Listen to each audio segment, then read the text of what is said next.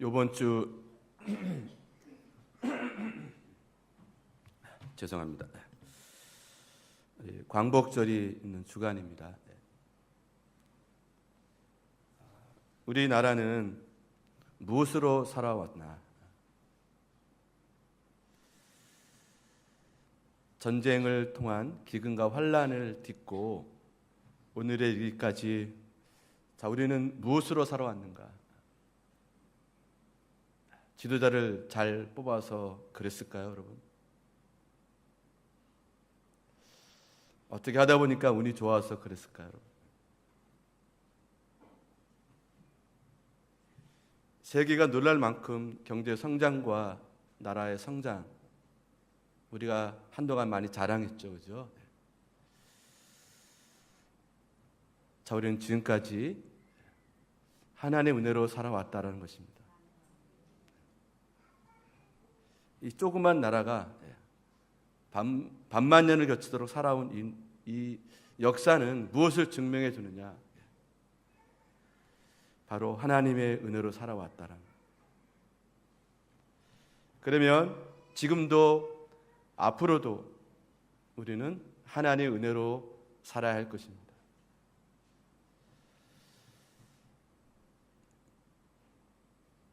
사람은 무엇으로 살까? 이 질문에 대한 대답은 사람마다 다를 수밖에 없습니다.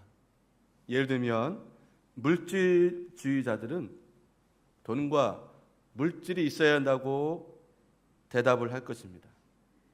철학자나 사상가들은 올바른 이성과 지성이 있어야 한다고 대답을 할 겁니다. 그러나 이런 대답들은 완전하지 못합니다. 사람은 믿음이 있어야 살 수 있습니다. 그러나 이 말은 아무나 할 수 있는 것도 아닙니다. 사람이 믿음으로 산다는 말은 예수 그리스도를 믿고 하나님의 은혜를 체험한 사람만이 대답할 수 있는 말이기 때문에 그렇습니다. 그러면 우리가 한번 생각해 보는 시간 가졌으면 좋겠습니다. 아까 제가 나라에 대한 얘기도 했지만 여러분, 우리 개개인 한 사람 한 사람은 지금까지 무엇으로 살아오셨나요?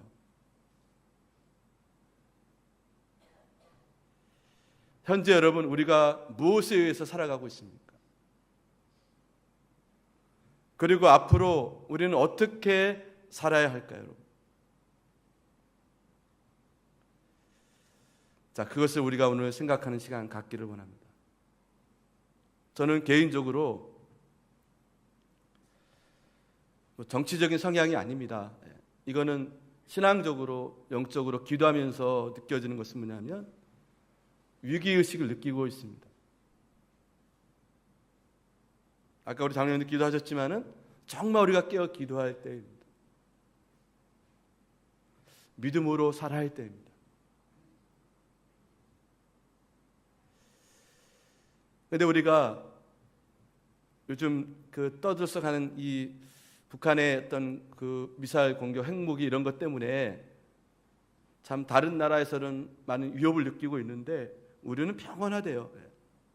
믿음이 좋은 건지 아니면 정말 깡다구가 있는 건지 잘 모르겠습니다 말이죠.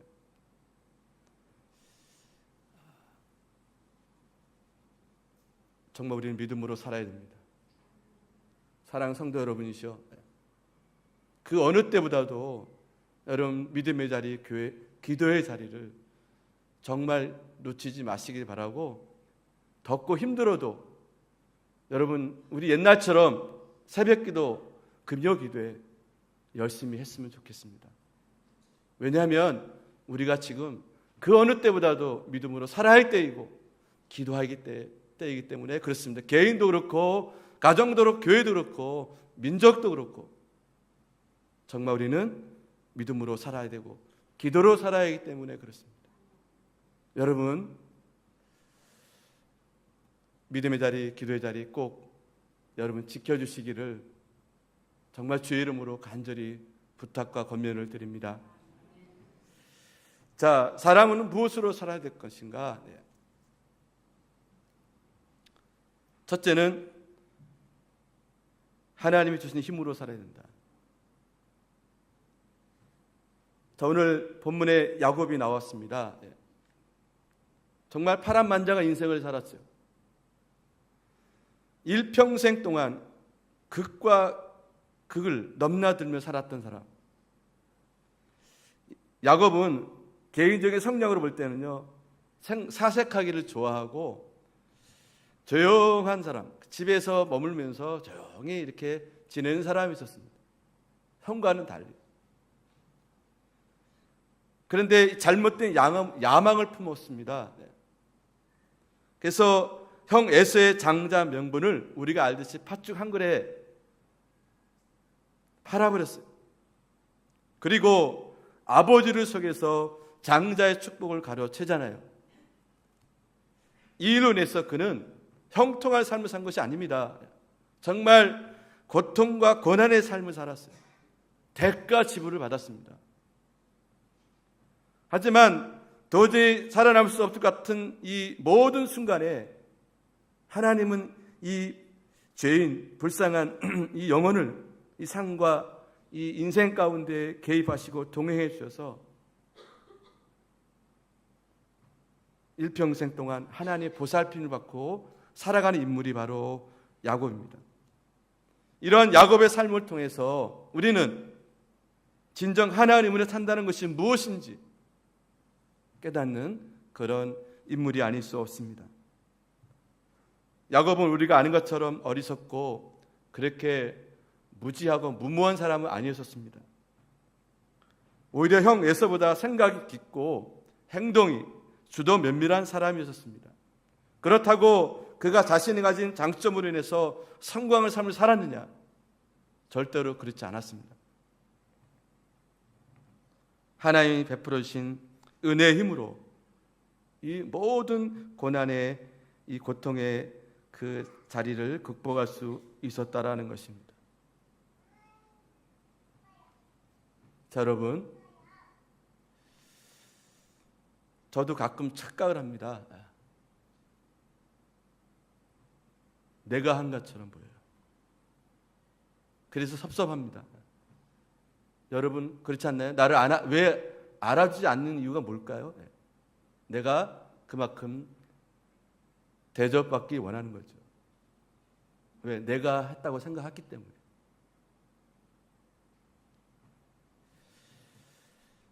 그래서 인간은 어쩔 수 없는 것 같습니다. 그러나 여러분, 우리가 잘 알잖아요. 내가 한 것이 아니라는 것. 하나님의 은혜와 힘으로 살아간다는 것. 어쩌면 우리 야곱처럼 그 정도는 아닐지라도 우리가 지난날 살아온 것만 보더라도 은혜로 살아오지 않았습니다. 그러면 어떻게 살아야 될까요? 하나님 주신 은혜의 힘으로 살아야죠.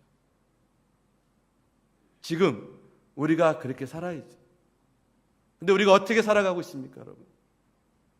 말로는 생각은 그러는데 실제적인 삶에서는 그런 고백이 묻어나오질 않아요. 정말 우리가 주님 주신 은혜의 힘으로 살아야 됩니다. 다시 여러분 이 믿음을 회복하시기를 이 자리를 빌어서 간곡하게 부탁과 권면을 드립니다. 두 번째로는 고난과 역경을 이길 수 있는 믿음으로 살아야 된다. 야곱은 어떤 은혜를 체험했는지 본문을 통해서 우리가 살펴보겠습니다. 장자의 축복을 빼앗은 야곱이 형 에서의 이 칼날을 피해서 어머니의 도움을 받아서 외삼촌 집에 이제 피신하게 됩니다. 그 과정에서 이제 들판에서 돌베개를 보고 잠이 들었습니다. 그때 천사가 하늘까지 닿는 사닥다리를 오르락내리락 하는 꿈을 꾸었습니다. 그리고 하나님의 음성을 들었습니다. 다시 말해서 하나님을 만난 거예요. 그 전까지는 자기 합리화했겠죠. 어떻게 좀 이렇게 해서 되면은 자기가 잘 될 줄 알았겠죠. 그게 아니었던 겁니다. 지금 아무도 없고 자신은 지금 형의 칼날을 피해서 겨우 목숨을 연명하는 그러한 비참한 인생. 아무도 없는 깜깜한 들판에서 자기도 모르게 본능적으로 하나님을 찾았겠죠. 그때 꿈으로 보여주시고 말씀해 주셨습니다. 그것이 창세기 28장 13절 15절입니다. 라반이 그의 생질 야곱의 소식을 듣고 달려와서 13절 또 본즉 여호와께서 그 위에 서서 이르시되 나는 여호와니 너의 조부 아브라함의 하나님이요 이삭의 하나님이라. 내가 누워있는 땅을 내가 너와 네 자손에게 주리니. 15절 내가 너와 함께 있어 내가 어디로 가든지 너를 지키며 너를 이끌어 이 땅으로 돌아오게 할지라. 내가 네게 허락한 것을 다 이루기까지 너를 떠나지 아니하리라 하시니라. 하나님은 꿈을 통해서 야곱에게 나타나셔서 물질과 복과 자녀의 복 그리고 임마누엘의 복을 약속하셨습니다. 그러니까 야곱은 하나님의 세계를 본 겁니다. 지금까지 희미하게 알았던 하나님을 이제 정말로 보게 된 겁니다. 여러분, 사람은요 죄를 저질 때까지 몰라요. 그 죄 때문에 내가 어떤 상황이 벌어져야 우리는 비로소 깨닫게 되는 거예요. 그런데 야곱은 지금 그 자리에서 하나님을 경험하는 거예요.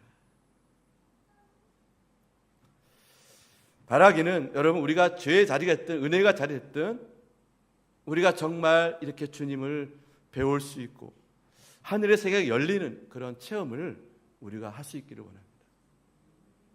다시 말씀드려서 주님을 만나야 돼요. 언제요? 지금 이 자리에서. 앞으로 만나야지가 아니라 지금 이 자리에서 우리가 하나님의 음성을 듣고 하나님을 만나야 됩니다.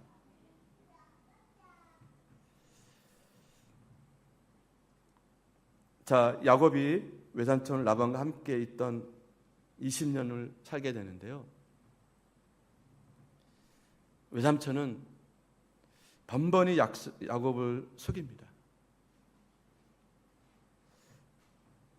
그의 딸 라헬을 주기로 약속한 날 라헬 대신 다른 딸 레아를 주었고 품삯을 10번이나 변경했습니다. 이게 사실은 야곱이 막 이성을 잃고 열받아서 막 들이대고 따질 수도 있었겠지만 본인이 한 짓이 있기 때문에 묵묵히 받아들이는 것 같아요. 그리고 무엇보다도 주님을 만남을 통해서 자기 자신을 통찰한 겁니다. 그래 나는 할 말 있지만 난 할 말이 없는 사람. 그리고 묵묵히 20년을 기다립니다. 야곱이 잘나서 그런 게 아니고요. 이런 죄의 그런 회개 하나님 은혜를 만남을 통해서 20년을 견딜 수 있던 겁니다. 보통 사람은 아무리 외삼촌의 할아버지라도 그냥 지나갈 일이 아니죠. 무엇보다도 야곱은 하나님 은혜의 계시를 받고 지시한 대로 행함으로써 이제 하나님의 축복과 보호하심을 받았다는 사실입니다. 그리고 그 이후에 보게 되면요, 이제 하나밖에 없는 딸이 있습니다. 디나. 얼마나 예쁘겠습니까? 다 아들인데 딸이 하나 딱 있어요. 그런데 그 사랑하는 딸이 세겜 투장에게 성폭행을 당합니다.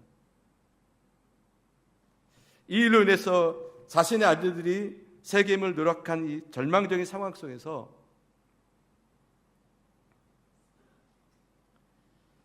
하나님이 나타나셔서 베델의 약속을 상기시켜 주시는 거예요. 내가 옛날에 너 이런 약속의 말씀 기억나니? 베델로 올라가라. 또 사랑하는 아들 요셉을 잃어버리잖아요. 죽었는지 살았는지. 그런 절망 가운데 체념하고 있을 때 하나님은 다시 나타내서 부엘세바로 가도록 지시하십니다.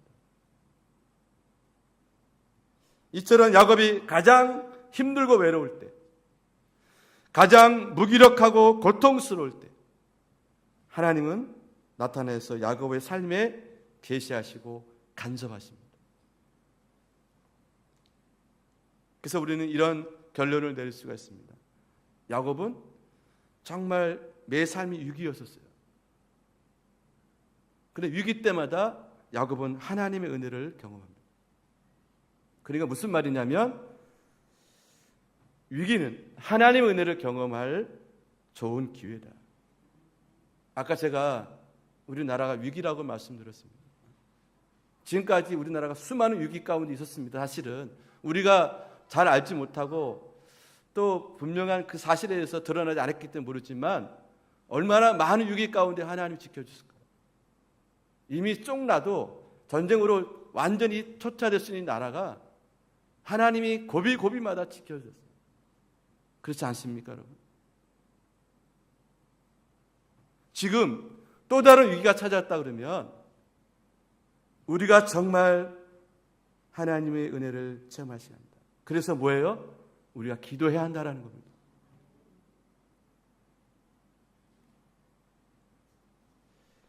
저 힘들어도요, 여러분 기도의 자리 꼭 나오시기 다시 한번. 왜? 이것은 우리의 삶과 직결됐기 때문에 그래요. 나라가 평안해 여러분, 기업도 학교도 직장도 가정도 잘 되는 거 아니겠습니까? 정말 위기라는 이 현실 앞에 우리가 하나님의 은혜를 체험할 좋은 기회, 이를 놓치지 말고 우리는 기도의 자리.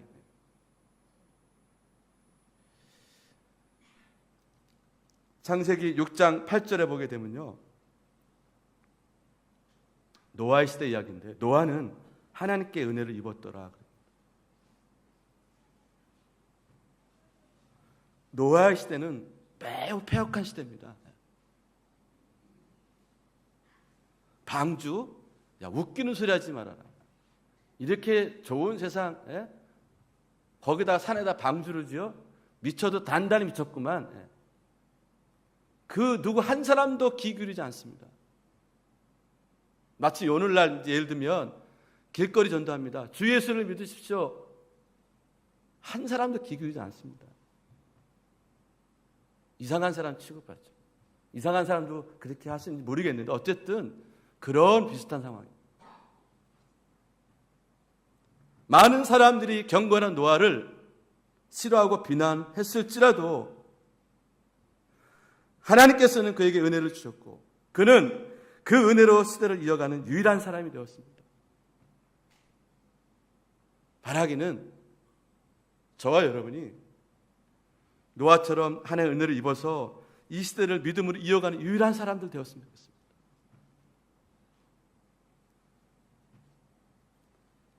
또 시편 5편 12절을 보게 되면 여호와여 주는 의인에게 복을 주시고 방패로 함같이 은혜로 그를 호위하시리라, 이렇게 말씀하고 있습니다. 이처럼 하나님은 말씀을 통해서 그 백성을 보호하시고 인도하신다는 약속을 분명히 보여주고 계십니다. 이 시대가 아무리 앞이 보이지 않는 시대라 할지라도 하나님께서는 하나님을 경외하는 백성들, 그 민족, 그 교회, 그 가정, 개인은 반드시 보호하시고 지켜준다는 사실들을 여러분 믿으시기를 주의 이름으로 축원합니다. 그래서 여러분 위기 상황이야말로 하나님의 은혜를 체험할 기회다. 세 번째로, 성도, 사람은 무엇으로 사느냐? 사랑의 힘으로 산다. 오늘 20절 보게 되면요, 이 야곱이 라헬을 위해서 7년 동안 라반을 섬겼으나 그를 사랑하는 까닭에 7년을 어떻게 해요? 며칠같이 여겼더라.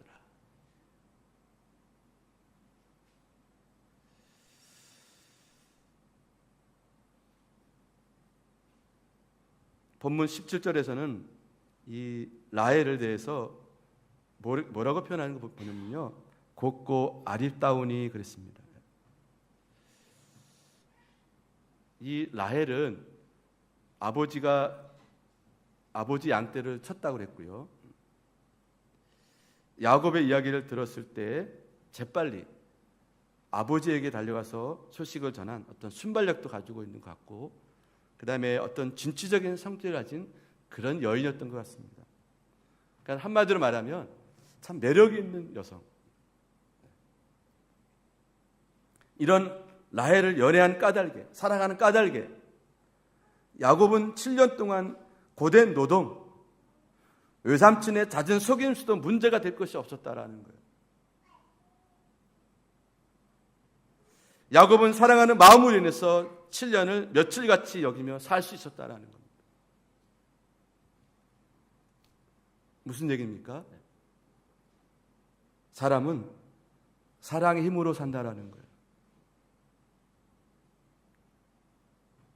그래서 사랑의 힘은 마치 생명과 같은 것이라고 말할 수 있습니다. 아무리 고된 생활을 한다 할지라도 사랑은 인간으로 하여금 살 수 있게 만들어요. 사랑할 대상만 있으면, 사랑할 힘만 있으면 이 세상은 살아갈 수 있는 곳으로 변화할 수 있습니다. 그래서 여러분, 이 시간 여러분에게 함께 나누고 싶은 것은 뭐냐면, 먼저 여러분, 우리 대한민국을 사랑하십니까?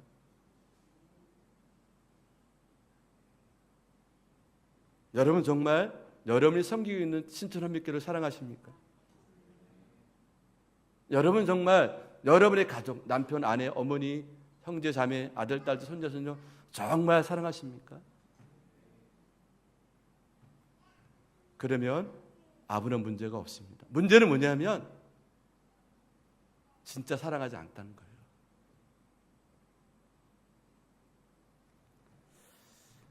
이런 예화를 들어본 적이 있습니다.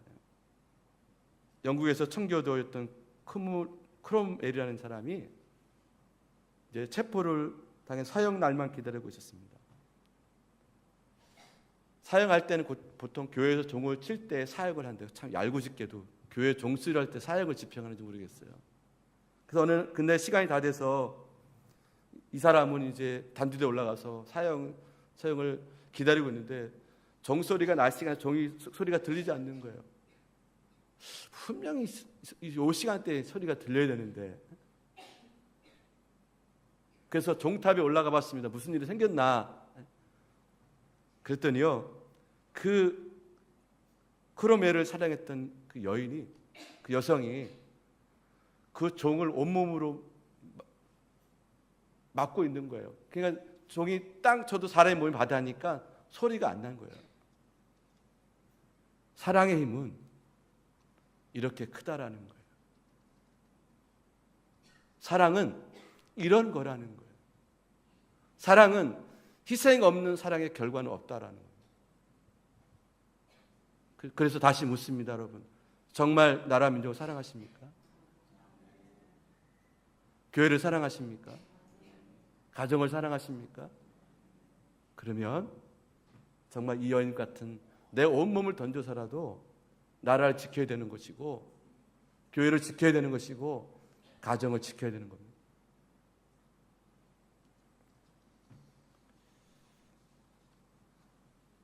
성경은 지금 이 야곱의 러브 스토리를 소개해 주는 게 아니에요. 성경은 바로 이 사랑의 힘을 말하는 것입니다. 우리가 정말 주님을 사랑하면 그 누구도 사랑할 수 있는 겁니다. 그렇지 않아요, 여러분? 십자가가 달려 있는 게 아니잖아요, 그렇죠?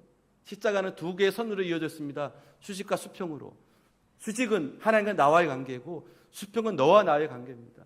이것이 완전한 주님의 사랑이에요. 근데 우리는 주님을 사랑한다면서 이웃을 사랑하지 않아요. 이것은 완전한 사랑이 아니에요.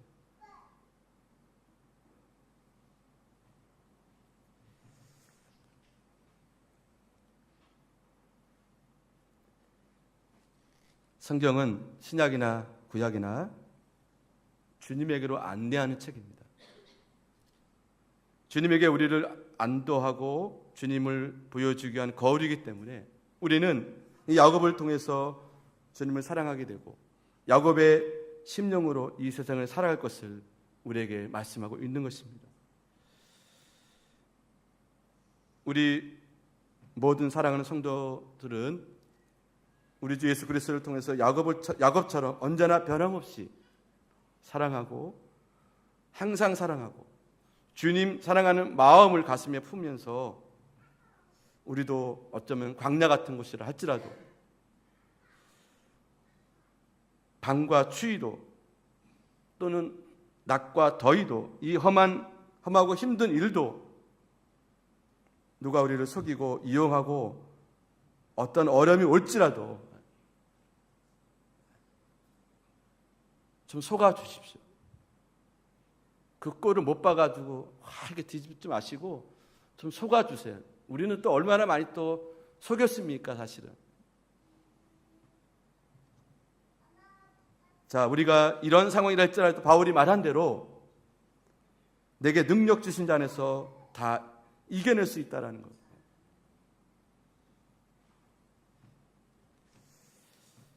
여러분, 기독교는 창조적인 종교입니다. 만들어내는 종교예요. 하나하나 만들어가는 겁니다. 자, 예를 들면 저도 역시 마찬가지로 부모에게 물려받는 것 땡판함은 없습니다. 오히려 저주를 물려받고 가난을 물려받고 아무것도 없는 비참한 삶일지라도 하나 앞에 나와서 우리 주님 사랑하고 야곱이 라헬을 사랑하듯이 주님을 사랑하면 뭐가 일어나요? 기적이 일어나는 겁니다. 삶이 바뀌어지는 겁니다. 그래서 여러분, 우리가 이 시기에 나라를 사랑하고 주님을 사랑하면 나라가 바뀐다니까요. 교회가 바뀌는 겁니다. 우리가 투덜투덜대고 뒤에서 수근수근 된다고 바뀌는 게 아니라 사랑할 때 바뀌는 거예요. 자녀도 마찬가지예요. 남편도 마찬가지고 아내도 마찬가지고 우리가 욕하고 마음에 흑심 푸는 것이 아니라 사랑할 때 변한 거 아니겠습니까? 야곱은 오늘 그것을 우리에게 잘 보여주고 있습니다. 맹자라는 사람이 기특하게 이런 말을 했어요. 한자를 보시면 순천자는 존하고 역천자는 망한다 그랬어요. 무슨 말이냐면요, 하늘의 뜻에 순종하는 사람은 보존되거니와 하늘의 뜻을 거역하는 자는 망한다는 거예요. 기특하죠, 그죠?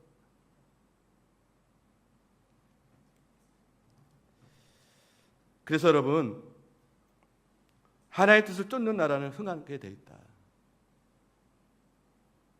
하나의 뜻을 저버리는 개인이나 하나의 뜻을 무시하고 인간의 정욕을 살아가는 민족은 망할 수밖에 없습니다. 여러분, 우리가 지금 망한 길로 가고 있습니까? 흥한 길로 가고 있나요? 여러분의 가정이, 우리 개인이 정말 흥하는 길로 가고 있는지 망하는 길로 가고 있는지,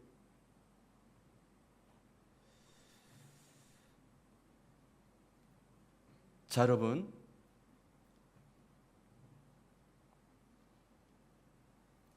우리가 이 세대를 깨울 수 있는 믿음의 사람 되기 원하고요. 가정을 세우고 교회를 세우는 강력한 믿음의 사람들 되기를 원합니다. 자, 그것은 우리가 무엇으로 살아야 되느냐 할 것이다. 오늘 하나님 주신 힘으로 살아야 된다. 고난과 역경을 이길 수 있는 믿음으로 살아야 된다. 그리고 사랑의 힘으로 살아야 된다. 아무쪼록 우리나라가, 우리 교회들이, 가정들이, 개인들이 이것으로 살아서 우리가 망하지 않고 흥할 수 있는, 보존될 수 있는 우리 대한민국, 우리 교회, 사랑하는 성도 여러분, 가정, 개인 모두 되시기를 주의 이름으로 간절히 축원함을 드립니다. 기도하겠습니다.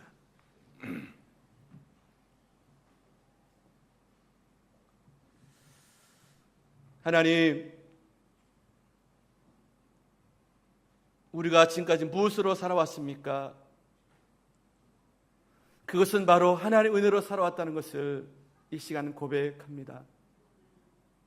그러나 우리가 어느샌가부터 하나님의 자리에 내가 들어가 있고 세상의 권력, 우상이 자리 잡고 있어서 우리가 교만하게 행할 때가 얼마나 많은지 이 시간 아버지 앞에 고백하며 먼저 용서를 구합니다.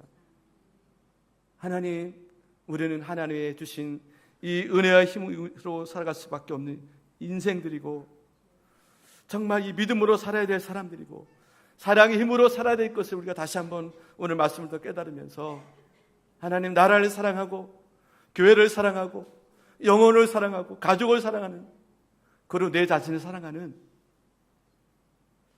우리 모두가 다 되게 해 주시옵소서. 위기는 곧 기회라고 하셨는데 지금 이때 우리가 함께 기도할 수 있는 우리 신전한 믿교회가 되기를 원합니다. 주님, 오늘 예배드리는 모든 성도들에게 이제 하나님, 이제 우리 내 자신의 힘이 아니라 하나님 이 은혜로 살아갈 수 있는 모든 성도들을 다 되게 해 주시옵소서. 예수님 이름으로 기도 올려옵나이다. 아멘.